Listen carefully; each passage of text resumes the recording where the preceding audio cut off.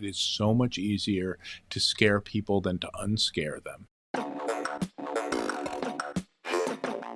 You're listening to Unchecked, the podcast about the architecture of disinformation, with Dan Brown and Rachel Price.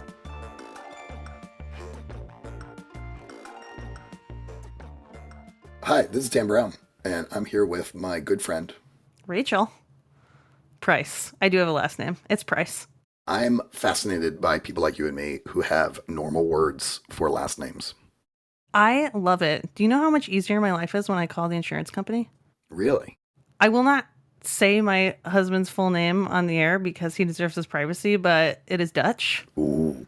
And there are a lot of letters that make no sense being next to each other. And thus, I did not take it when we got married for that and many other reasons. But having a last name that's just a noun, great. Do you have a go-to phrase that you say? Like I always say, like Dan Brown, like the color. Rachel Price, like, is right.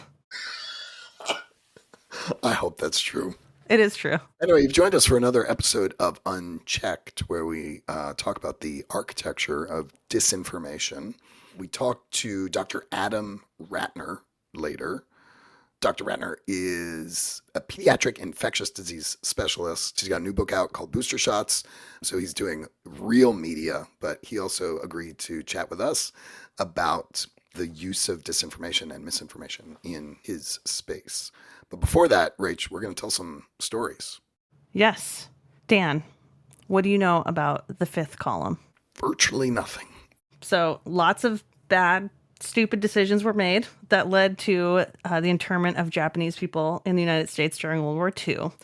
And this story really focuses on one aspect of that, which is the myth of Japanese people in the United States being a, quote, fifth column. A fifth column is a group of people who undermine a larger group or nation from within, usually in favor of an enemy group or another nation. That's from Wikipedia. But the point is, anti-Asian prejudice was already really strong in the U.S. before World War II. And after Pearl Harbor was attacked, it basically became socially acceptable to actually legislate anti-Asian sentiment and point to this fifth column idea, which fueled the misinformation that somehow the Japanese population in the U.S. played some role in supporting Japan's efforts during World War II. The takeaway here is that officials never had any hard evidence indicating there was fifth column activity going on. But they used that argument anyway as justification to legislate anti-Asian sentiment that had already been building. This might remind you a little bit of how the Alien Enemies Act is currently being used by the current administration to target Venezuelan immigrants. So this is not new behavior, unfortunately. If you Google the myth of the fifth column, you will quickly see that the threat of a fifth column is a pervasive one. It's basically the justification for racial prejudice during wartime. If you can point to a group of people and accuse them of being a fifth column, you can pass legislation to treat them like bad actors. So misinformation doesn't have to be like a single little lie, a single mistruth, a single bad fact. It's often a years-long framing or a way of setting context in a particular light. So it's kind of a way to move the Overton window and to change what is socially and politically acceptable to consider and then to legislate. So this is the kind of misinformation that I think is a lot harder to see when it's happening, which I think makes it much more insidious and dangerous. And that's why I brought it here today. I appreciate you bringing that up. One of the things that strikes me when you're telling that story is how much that disinformation campaign relied on existing prejudice. Yeah, and I think, frankly, when we start to notice it is when the targeted population of that prejudice is not one with zero power and zero voice. Right. When it's a population that is already marginalized, we don't tend to see that as misinformation right away. And now, when you see a broader population of liberal vaccinated people being put in this Overton window of things that can be now re-legislated, now there's more of an outcry and there's more noticing. Right. That this misinformation is happening. So this story is one example of a thing I've been sitting with that I think we'll continue talking about, which is like looking at like misinformation doesn't need to be a lie. It's actually context setting, and it often relies on who is in power and who is marginalized and like what voices kind of rise to the surface as being able to point out when something is incorrect. So Dan, what did you bring us today? I live with two economists. I don't know if you knew that about me. I didn't know that. My lovely wife, her original profession was she was a developmental economist, and my mother-in-law, who lives with us, is a international trade economist. So you might imagine there are many conversations happening in our house around tariffs, maybe more than in your average American household, but I do think we're all going to start feeling the pinch of tariffs. What I was really interested in was how these tariffs are being framed. And it's really easy to dismiss how the administration is dismissing the idea that there are attacks, dismissing the idea that American consumers are going to pay for these tariffs, right? That's just a fundamental misunderstanding and is an outright lie. But there's, I think, some more insidious misinformation coming out about this. Julian Sanchez, who's actually a libertarian writer, had a Substack about this. And he pulls out kind of 2 or 3 or 4 examples of the ways in which people are lying about tariffs. Now, I pulled this story out a couple of months ago when, things first started going in that direction. So obviously news is changing. Everything is changing pretty fast. But that being said, one of the things that he called out is that the administration refers to these as reciprocal tariffs. And the press is largely picking up on that framing. But he says calling them reciprocal leads people to think of them almost as an act of self-defense. We're only doing to them what they have already done to us. I note, incidentally, that this is a piece of the broader MAGA strategy of inventing an offense that hated groups have committed in order to justify taking action against them. It didn't even occur to me that there was a connection between what you're talking about, Rachel, and what I'm talking about here. But I think that it's really interesting that this shorthand of reciprocal tariffs has made it into kind of the mainstream conversation that we're having about it, even though it is really a mischaracterization of what is happening. Politicians spend a lot of time thinking about what the shorthand for these things is. I was listening to Make Me Smart the other day, and they were talking about how it took them a silly long time to realize the Big Beautiful Bill is actually called the Big Beautiful Bill. There's no alternate name. That is actually what it's called. And then this conversation of how like these terms get reused, like they get printed. They have a power of their own beyond what's actually in any of these acts or executive orders or bills or whatever. Do you remember when the tariffs came out and Trump held up that chart? What did everyone focus on? I can't remember that far back. It's crazy because everyone was talking about the tariffs on the penguin aisle. Oh, yes, this. Yes. I was so mad when I saw on CNN Jake Tapper ask, I can't remember who it was, Secretary of Agriculture, about the tariffs on the penguins, because he was taking the bait. He was falling for this disinformation tactic, right? There were so many more important things for them to dig into, and to waste airtime on the penguins was really infuriating. Yeah. So I think the theme we're both kind of landing on here is like disinformation is often a matter of context setting and framing, even if there's no outright lie you can point to. Are you ready to talk to Adam? Let's go talk to Adam.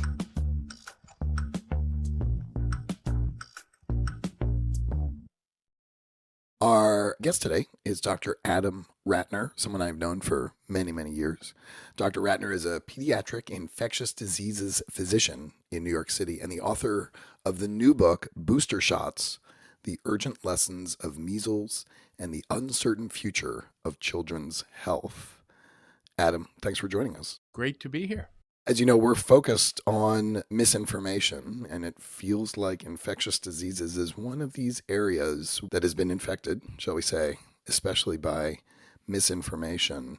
Can you maybe take us back to the very first time you encountered misinformation in your practice? It was probably, unfortunately, a lot of the same things that we're still dealing with now. My guess is that my first real encounter with it would have been around vaccine hesitancy, probably either during my pediatrics rotation during medical school or as a resident in general pediatrics before I did my infectious disease training. And, I think there's a big difference between hesitancy and being anti-vaccine. And I think what I try to tell parents and what my mentors told parents is it's totally reasonable to have questions about anything that a doctor recommends for your child. You should understand what we're recommending and why, and what the benefits are and what the risks are, and that's all fine. But the issue with some of the anti-vaccine talking points and just the approach is that it's built around not a healthy dialogue where there's an exchange of information and a building of trust, but it's built around these fixed false beliefs and these conspiracy narratives. And I think that you see both of that in the parents of kids where there's a question about vaccination. Like, some parents really do just want reassurance and want to know why we're recommending something, want to know, what the potential side effects are. And some parents come into the conversation having been convinced already by anti-vaccine narratives, and those kinds of conversations can go south very quickly. And I think I saw both things during my training, but they were definitely there even that long ago. When we hear about vaccine hesitancy, we think about that sort of doctor-patient encounter a lot. But I think the misinformation has other ramifications in, let's call it, the information ecosystem that you live in. So I wonder if you could tell us about sort of, besides that doctor-patient encounter, like, what are some of the other implications or spillover or kind of the other areas of this information ecosystem that is affected by the misinformation around vaccines? There's a very kind of individual or parent-child dyad piece. There's the physician piece, and then there's the much larger public health piece. And the thing that we've seen that's been true for a long time, but really I think came into view during COVID, is that these anti-vaccine narratives can spill over and can have much wider effects. And so if you look at what happened during COVID, the story of the COVID vaccines is a story of an incredible technical triumph where, we had a brand new disease that was killing many, many people. We developed a vaccine quickly. It underwent rigorous testing and it saved millions of lives. That's a triumph. That's wonderful. But what came out of it was a tremendous amount of misinformation. Even before the vaccines were really available, the misinformation had started. At the very beginning of COVID, there are newspaper articles of anti-vaccine rallies talking about how this is their moment, where everyone's paying attention to infections and public health.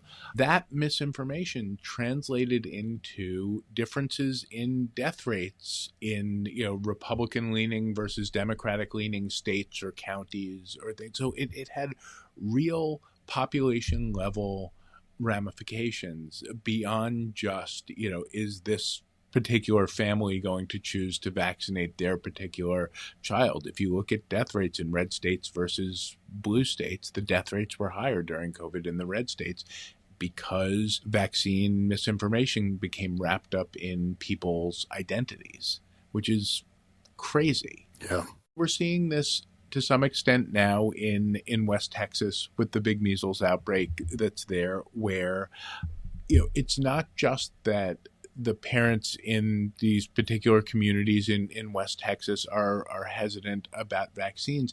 It has become part of people's identities. I was watching one of the news reports early on in that outbreak, and someone was talking to a parent in Gaines County, asking about other vaccines. Well, what about the flu shot? What about the COVID vaccine? And the parent turned to the person interviewing and said, "Oh, no, we don't do the COVID vaccine. This is West Texas. We don't do that here." And so it wasn't just, I have questions. I think the vaccine came out too fast. I'm worried we have too many vaccines. Like all the things where a person can have a reasonable conversation about it, but it's become baked into people's identities, and we're seeing the downstream effects of that already. I wonder if we're seeing, I don't know if it's upstream effects, but we're seeing the things that are being communicated to us by, say, RFK are representations of like the Maha identity and that wrapping up of beliefs into identity and then influencing policy. Absolutely. I think that is as much a part of his message as any particular policy thing he may be talking about. It's this idea that is just repeated over and over ad nauseum, that it's all a conspiracy. The NIH has been lying to you. The CDC has been lying to you. We're the only ones who know the truth. We're going to get to the bottom of this. And people believe it. And it undermines decades of public health progress and things that really have demonstrably improved the health of kids and parents in this country. In Milwaukee, they had a major lead poisoning issue recently. A number of buildings were highly lead contaminated. The Milwaukee Department of Health asked for help from CDC. And because of budget cuts and staffing cuts, CDC essentially said, we can't. They were unable to provide help for lead poisoning. Can we all at least be anti-lead poisoning? Please. That's asking a lot, Adam. I know, I'm sorry. That's a direct result of this Maha attitude of we have to tear everything down. Everything that was public health is bad, because it's tainted by the people who came before him. And the danger from that is real. You said the word progress, and then you also came back and we talked about like unmaking decisions, right? Like, wait, are we all still agreeing lead poisoning is bad, or have we unmade that decision? And I think that's just kind of my comment in the form of a question. I think there used to be consensus that it was important to protect kids against certain things. Like vaccination policy did not used to be an enormously contentious political issue. There were differences of opinion. There were people who thought that, school mandates should be widespread and there should be no exemptions to them. And there were people who thought we could get to the same place with having a little bit looser policies. There were people who thought it was horrible to have the federal government involved in vaccine funding. There were people who thought that it was essential to getting vaccines to people who need them. These are discussions that you can have. That's fine. But there was not a large group of the country that was saying that, it's all a plot. Vaccines are killing our children. And that's where we are now. Do you think misinformation has changed the criteria for decision making? Yeah. I mean, I think there used to be scientific consensus, and there still, to a large extent, is, but there is not general population consensus that the scientific consensus is what we should be relying on for making decisions. And so there's this trope that keeps coming up recently about how not all vaccines have been tested with placebo-controlled studies. And much of what is said in that is false, because nearly all vaccines have been tested in placebo-controlled studies. Certainly, all new vaccines are. And so if you look, for example, at the COVID vaccine, which all of these people hate, all of the early studies were COVID vaccine versus placebo. The studies are there for them to read. That's how we knew that the COVID vaccine worked. Once you knew that it worked, you could no longer do, ethically, a placebo-controlled study. In the same way, we have some vaccines that were tested in only small placebo-controlled studies early on, and we know work now, and so you can't go back and ethically randomize people to placebo-controlled studies. And if you have something like the measles vaccine, which you know protects kids against a potentially deadly disease. If someone comes up with, let's say someone develops a new measles vaccine and they want to test that, the way you test that is you test it against the standard of care, the existing vaccine, because then both groups get provided protection. You look for something called non-inferiority. You show that it protects you within a certain range of uncertainty, at least as well as the existing vaccine, and you go from there. It's not like these are things that haven't been thought about before, but it all sounds very reasonable when someone says everything should be tested in a randomized placebo-controlled trial. But you don't do a placebo-controlled trial of parachutes or seat belts or other things because you can't always ethically randomize someone to a placebo group. We have these new respiratory syncytial virus vaccines and monoclonal antibodies against RSV that we're using, the vaccine in pregnant people and then the monoclonal antibody in young infants. Those were tested in placebo-controlled trials because before those were available, we didn't have a good method for preventing RSV. For the second generation of those things, you're not going to be able to do the placebo-controlled trial. And that's okay. One of the things you talk about in booster shots is the decaying trust in science, not just vaccine hesitancy, not just anti-vax, but sort of questioning the methodology even sort of speaks to that decaying trust in science. I know you did some research in putting together booster shots. My question is, as you sort of thought about the research, I guess there's a chicken and egg question. Which came first? Was it the decaying trust in science, the loss of trust, or is it the misinformation? I think those things coexist. And I think that one is sort of a tool of the other. I think that you have people trying to sow mistrust in science to further their view that we are headed down the wrong path. It is, as a mentor of mine has said repeatedly over the years, it is so much easier to scare people than to unscare them. And so the idea that you can just raise doubt, just asking questions, and that can really frighten people because for vaccines in particular, the people on the receiving end of this information are in a uniquely vulnerable position. If you are a parent and you have a young baby, all that you want to do is the right thing for this kid. And that is true of I was going to say 99%, but it's actually probably 100% of the parents who I deal with. And, even the parents who come in and they're like, absolutely not, we're not vaccinating our child. Those are parents who are trying to do the right thing for their kid. They're misinformed and they are, unwittingly putting their child at greater danger through that decision. I think that the fundamental impulse, though, is not just reasonable but completely understandable, which is that they're trying to do their best to protect their kids. And I think that's true of sharing some of the misinformation. Also, I think if you're not talking about the people at the top of the anti-vaccine movement where they're making millions of dollars from this and the whole thing is a grift, because I think really, really the whole thing is a grift.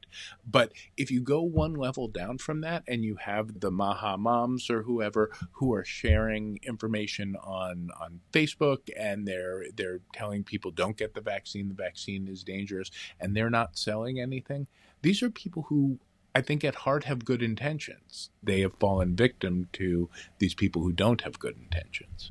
You talked about sort of Facebook and the spread of these misinformation memes. What are some of the unexpected ways in which the anti-vax movement is reaching its target audience? Yeah, they have been unbelievably creative. That message really came through to me in the big measles outbreak that we had in New York City in 2018 and 2019. And that outbreak, there were actually two linked outbreaks. One was in Brooklyn within Orthodox Jewish communities and Williamsburg and Borough Park. And the linked one was in Rockland County, which is north of New York City, which also has a large Orthodox Jewish population. There's a fair amount of people going back and forth between the two places. And one of the things in general about these populations is that they don't have a big internet presence. So some of the sects of Orthodox Judaism don't use the internet or electronics at all. Other people will use it, but they're not generally walking around with smartphones. They're not generally posting on Facebook. And so the sort of normal recipe of Facebook groups and that kind of way of spreading misinformation doesn't work. What worked incredibly in this community was spreading of misinformation in more analog sorts of ways. And so what you saw was this alliance between traditional anti-vaccine folks and some people from the community. There was a group called Peach, which was an anti-vaccine group specific to the community. They put together a brochure that they called the Vaccine Safety Handbook. It's incredible. I will send you a PDF of it. It is very professionally put together. It has a picture of a girl from an Orthodox family, a little cartoon on the cover. She's sitting alone in a doctor's exam room, like up on an exam table that's way too high for her. Like her feet are dangling. Like you're like, how did that child even get up there? There's no grown-up in sight. So she looks frightened. And the whole booklet, it's probably 30 pages long, is a combination of English and Yiddish descriptions of all the familiar anti-vaccine tropes, the autism things, the everybody is lying to you things, the toxins in the vaccine, all of these things are in there. It's all very familiar. It's just laid out in a way that is directly targeted for this community. That brochure was slipped under people's doors. It was handed out at supermarkets. Like I've heard stories from people in the community that they would come home and in their supermarket bag there would be a copy of this. Wow. Yeah. And they also had a hotline called Carrie's Habayas. It means woman of the house. There were these like young mothers groups where they would have basically conference calls where they would talk about parenting things. And this is fully reasonable, but they would bring in anti-vaccine folks onto these calls and they would have a captive audience. And it was presented in the same way that tips for dealing with diaper rash was being presented. And so it got mixed in with very, benign seeming parenting tips. That took me aback. Like I usually thought of the anti-vaccine movement as being internet-based and Right. not this really targeted thing. And the same thing happened in the Somali American community in the Twin Cities a few years before that. The anti-vaxxers went there, met with Somali community leaders, really trying to talk to them. And that's all on top of the traditional things that they do there, for the flooding of social media, the RFK Jr.'s Children's Health Defense thing, which now produces these semi-professional looking news broadcasts about vaccines. And then there's this even more insidious stuff where if you look at certain Amazon categories, and like bestsellers within them, like all of the bestsellers within the vaccines category are anti-vaccine books. And so there's something about how Amazon is categorizing things where the number one vaccine book will be an RFK anti-vax or one of these things. It's bananas. And last thing, Keep going. they have co-opted now in the Trump era, they've co-opted some of the really mainstream sources where, we now have to worry about what's on the CDC homepage. Right. Trump and Bhattacharya and Makari and all of these guys now have their own journal. It's the Journal of the Academy of Public Health, which sounds very Oh, wow. Oh yeah, it's nonsense. That's where they're publishing a lot of their garbage. And so they're trying very hard to, get their message out, which I understand, but also now that they have this power, they're trying to poison the waters of the scientific literature and say, oh, we have our peer-reviewed journal also. What makes yours better than ours? Yeah, they co-opted COVID.gov, right? Oh, yeah. Yeah, that is now like Lab Leak Central. Lab Leak Central. It's disgusting. Rachel and I were at a conference a couple weeks ago. We were very fortunate in that the keynote speaker for this conference is someone who studies misinformation. Her name is Dr. Claire Wardle. She talked a lot about anti-vax stuff, and she put up on the screen an example from the Australian government of good information about vaccines. And I wanted to message you guys at that point because it could not hold a candle to that brochure in the Orthodox Jewish community. It was dense. There were no illustrations. It was long, right? It was just this hefty, imposing, scary document that was full of good information about vaccines. And I flashed back to seeing that PDF of the one from the Orthodox Jewish community, and just remembering how it read. It was verging on like a just to date myself, like a highlights magazine. It was fun, and it was short articles, and it was illustrated, and it was colorful, and it was interspersed with lots of other kind of lifestyle type information. To me, it was this very stark night and day comparison of this sort of high friction but useful and practical and real information, truthful information, and the low friction but sort of packaged really nicely, inaccurate information. Yeah, I think we have some of the good, well packaged information, not necessarily from the government, but I think there are some science communicators out there now who are doing a great job with this. It's just, it can be hard for parents who either don't want to find that, or it can just get lost in the flood of other stuff. Like if you search vaccines on Amazon, you find garbage, and if you search vaccines on Instagram or TikTok, you get garbage.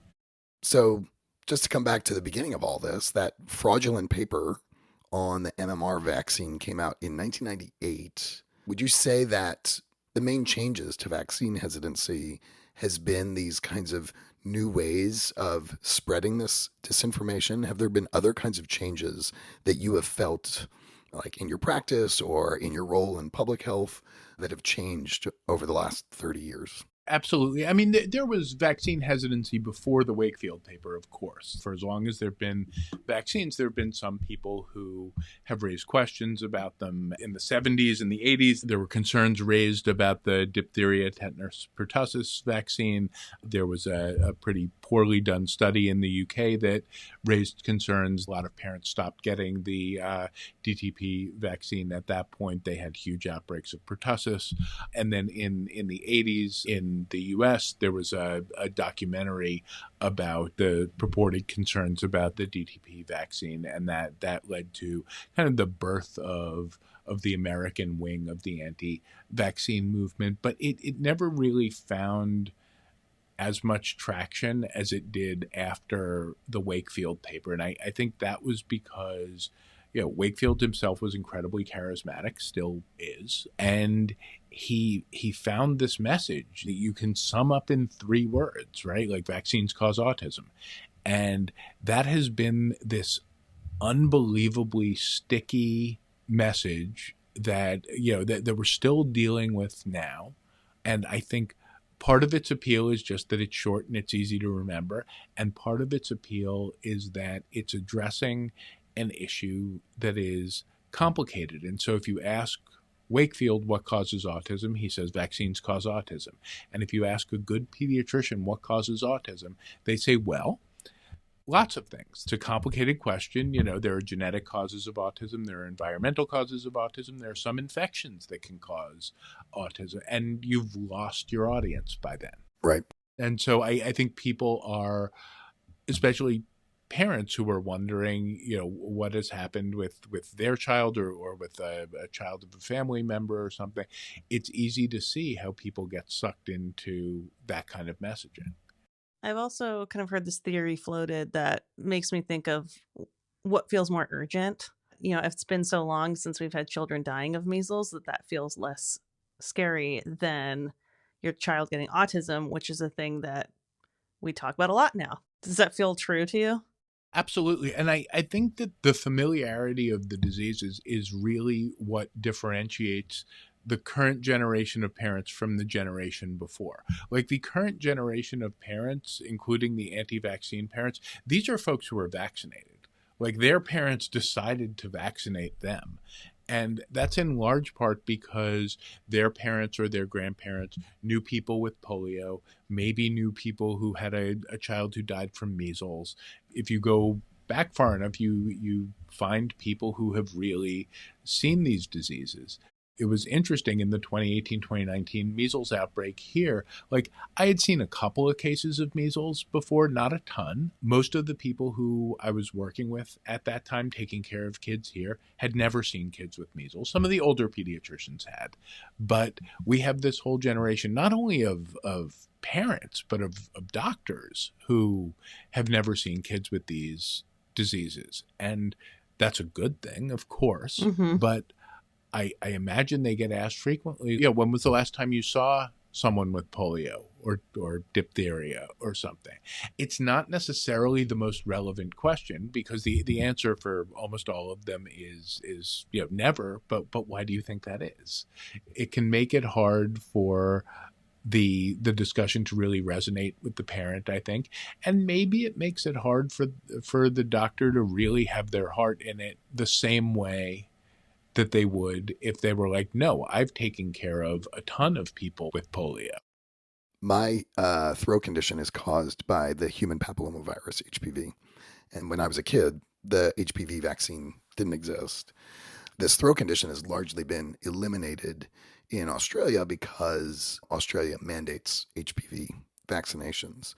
And so when the HPV vaccinations came around for our kids, we got them both vaccinated. We knew exactly what it was. We were like, yep, no problem. And the pediatrician, I recall now, he was telling us that they refer to it as, and I don't know if they still do this, but certainly when we were talking to him about it, he said they refer to it as the cancer vaccine because HPV causes so many forms of cancer. And it really strikes me now in this conversation how the medical community is making some attempts to make these sort of pithy, quick, easy to understand shortcuts to help make people feel more confident about the medical treatments that they're getting without being wholly inaccurate. Right. At the same time, they need to have a modicum of accuracy.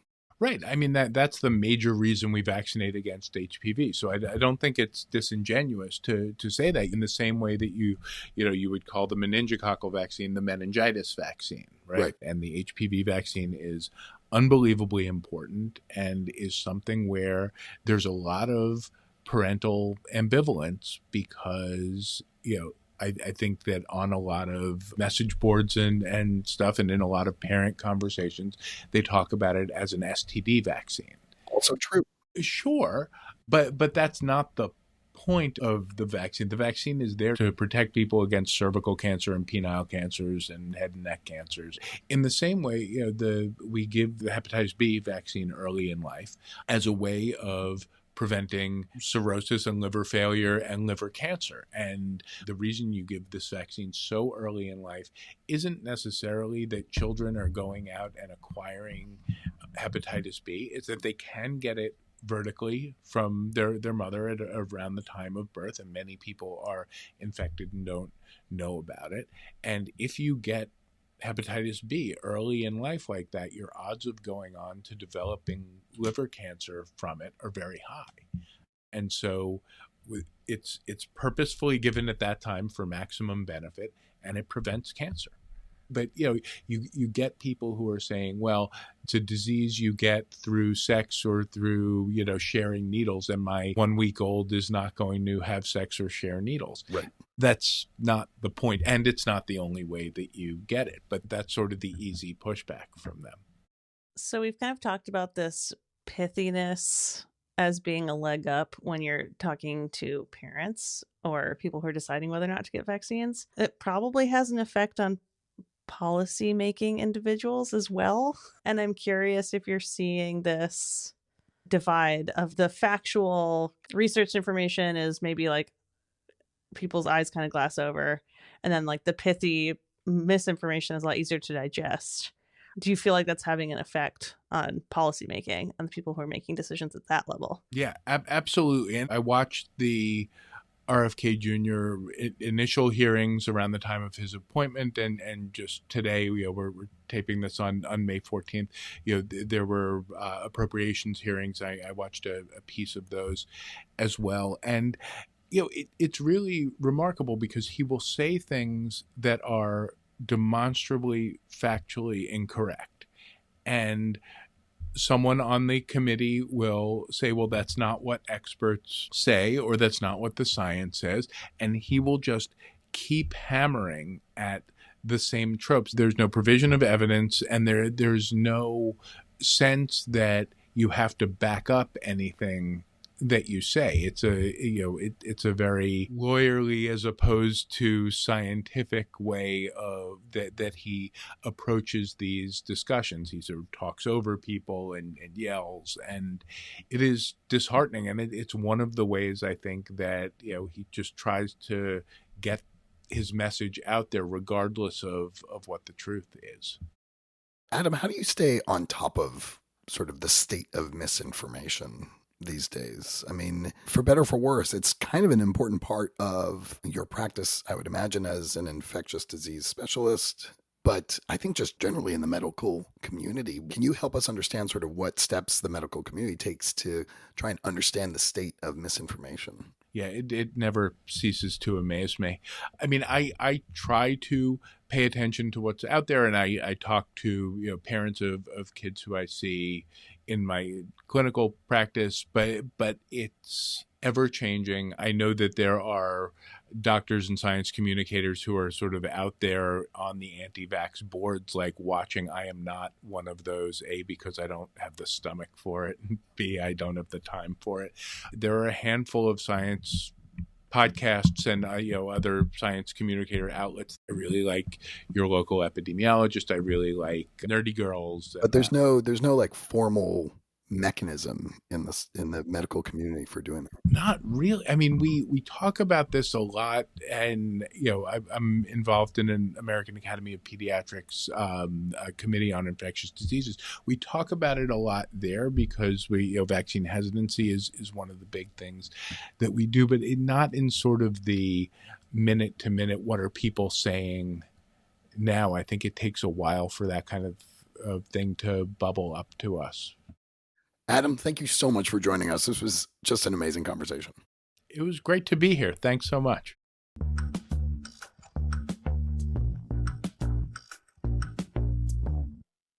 So, Dan, after we talked to Adam, what are you left thinking about?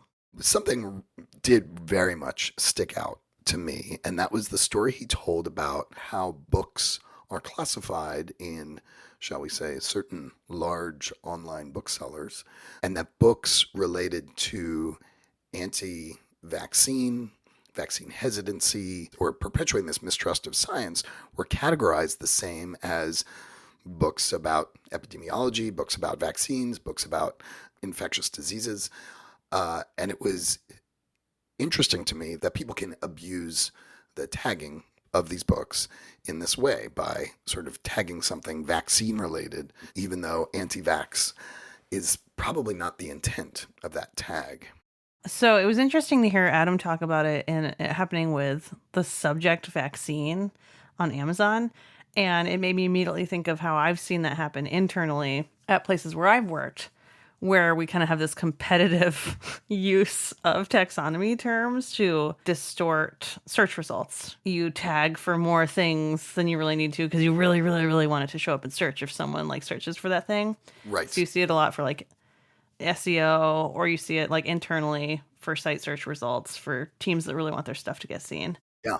I mean, again, depends on your perspective, but the person in me who's taking a very political view says that seems kind of insidious.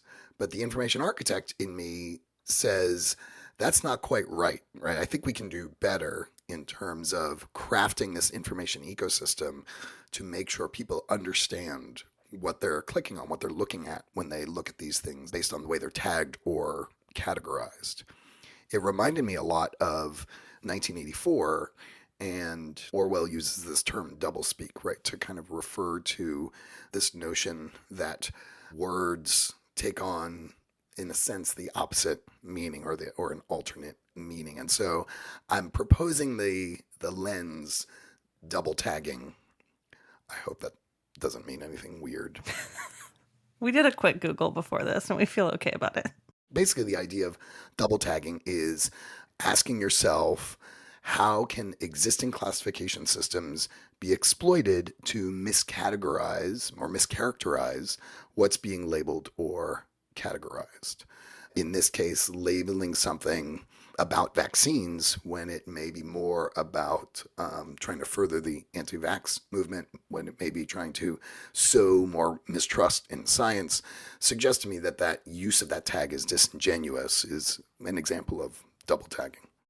When we talk about taxonomy design, we do talk about how you have to be careful, like what words you're choosing to include in the taxonomy, because it's going to give away your worldview, right?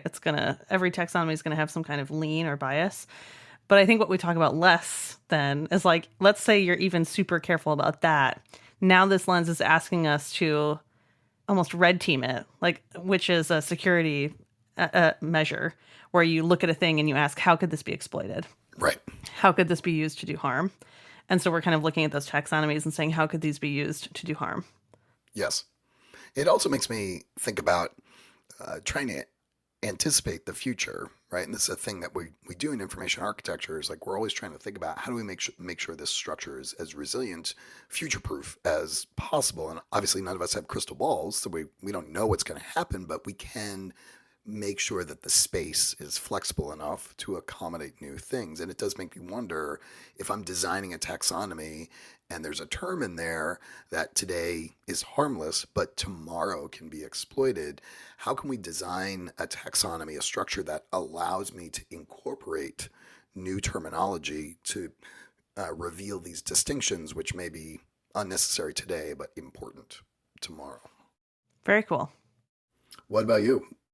What I noticed after talking to Adam was the volume of information sources and all of the different places the information is coming from in his experience, like for parents and caregivers, and even for him. We asked him, like, how do you stay up to date on some of this stuff? And he started listing podcasts and like a couple sources. And then as we were talking, just lots of websites came up and lots of different brochures and pamphlets that he has seen floating around to parents. And I just got this feeling of frenzy. And so that's the lens I'm bringing today, is frenzy. This lens really asks us to look at how a system encourages or discourages frenzy. And the reason I focus on frenzy is because I think frenzy is rewarded in the modern information ecosystem. Misinformation tends to thrive in frenzied environments. You know, we talked about that in our pilot with breaking news often has this blossom of misinformation because there are facts missing, but also because things feel like they're moving really fast. And so there's this sense of frenzy. And when you're feeling frenzied or feeling like you're being pushed towards urgency, there's a lot of quick decisions being made and quick interpretations. So I think this lens is really about getting us to think about what are the urgent concerns, like what is most important in a particular information exchange, and how is the system placing the right prioritization on the right information in order to hopefully relieve frenzy. I think that's kind of the implication of this lens, is maybe we want less frenzy, not more.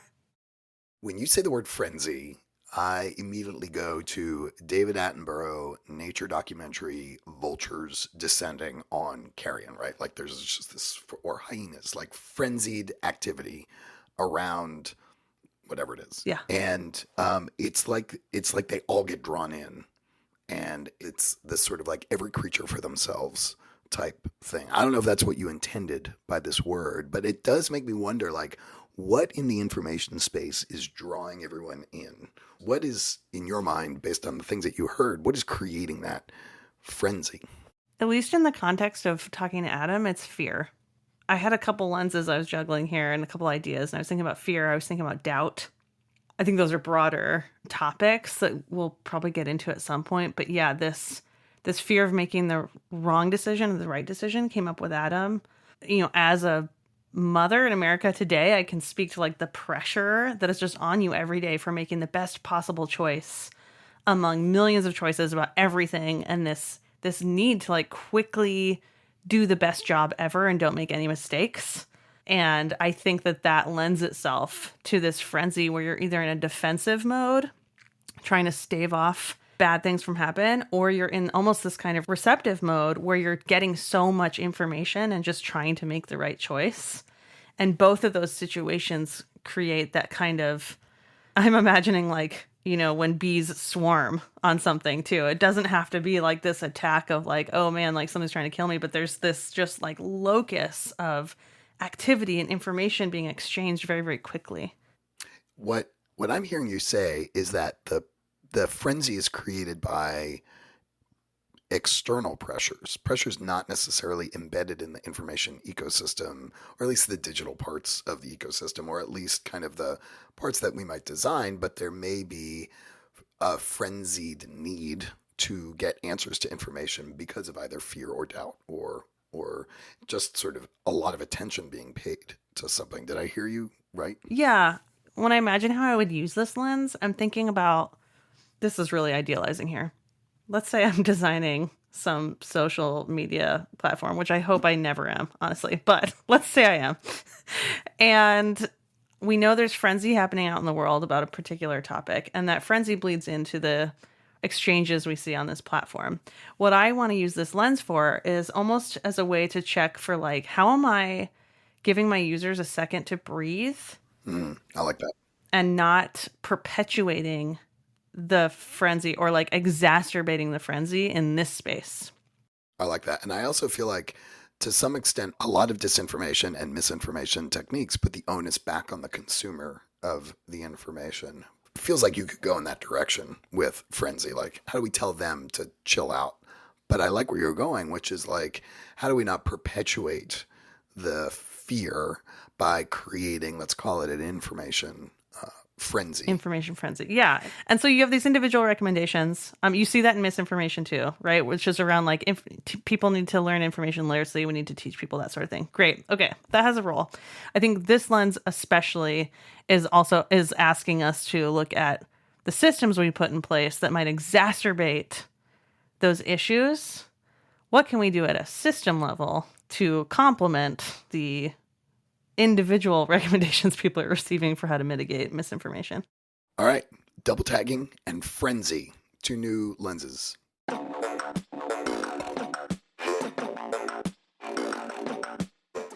Unchecked is a production of Curious Squid. Curious Squid helps organizations like yours untangle complex information architecture and user experience challenges. Visit us at curious-squid.com.